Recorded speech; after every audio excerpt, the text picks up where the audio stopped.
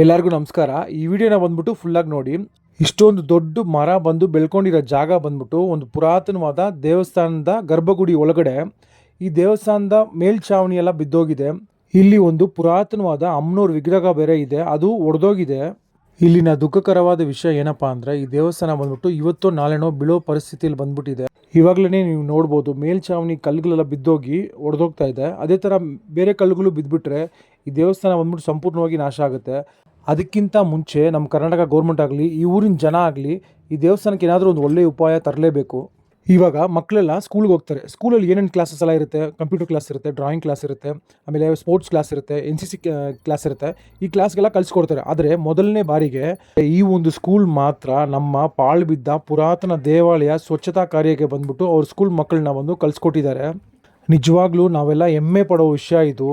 ಅವತ್ತಿನ ದಿವಸ ಬಂದ್ಬಿಟ್ಟು ಬರೀ ಸ್ಕೂಲ್ ಮಕ್ಕಳು ಮಾತ್ರ ಬಂದಿಲ್ಲ, ಅವ್ರ ಸ್ಕೂಲ್ ಟೀಚರ್ಸು ಮತ್ತು ಆ ಒಂದು ಸ್ಕೂಲ್ ಪ್ರಿನ್ಸಿಪಲ್ ಮೇಡಮ್ ಕೂಡ ಬಂದಿದ್ದು ಮಾತ್ರ ಅಲ್ಲ, ಕೊನೆಯವರೆಗೂ ನಮ್ಮ ಜೊತೆ ಇದ್ದು ಹೆಲ್ಪ್ ಮಾಡಿ ಕೊನೆಯದಾಗಿ ಪೂಜೆ ಎಲ್ಲ ಮುಗಿಸ್ಕೊಂಡು ಇದೇ ಥರ ಹತ್ರ ಏನಾದರೂ ಕೆಲಸ ಇದ್ದರೆ ನಮ್ಮ ಸ್ಕೂಲ್ ಮಕ್ಕಳನ್ನ ಕಳಿಸ್ಕೊಡ್ತೀನಿ ಅಂತ ಹೇಳ್ಬಿಟ್ಟು ಹೋದರು.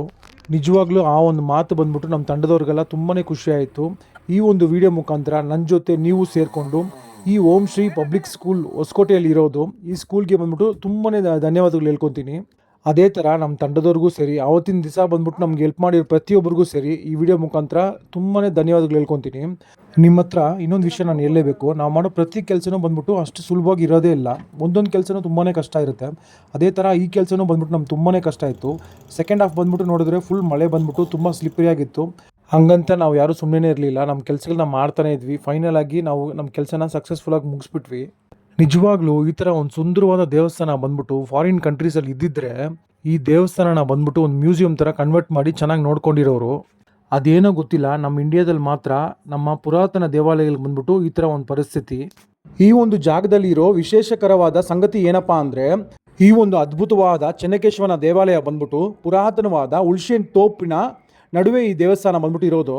ಇನ್ನೊಂದು ಇಂಪಾರ್ಟೆಂಟ್ ವಿಷಯ ಈ ದೇವಸ್ಥಾನದಲ್ಲಿ ಏನಪ್ಪಾ ಅಂದರೆ, ಈ ದೇವಸ್ಥಾನ ಸುತ್ತಲೂ ಶ್ರೀಕೃಷ್ಣನ ಬಾಲಕನ ಒಂದು ಚಿತ್ರವನ್ನು ಬಂದು ಕೆತ್ತಿದ್ದಾರೆ. ತುಂಬಾ ಅದ್ಭುತವಾಗಿರುತ್ತೆ.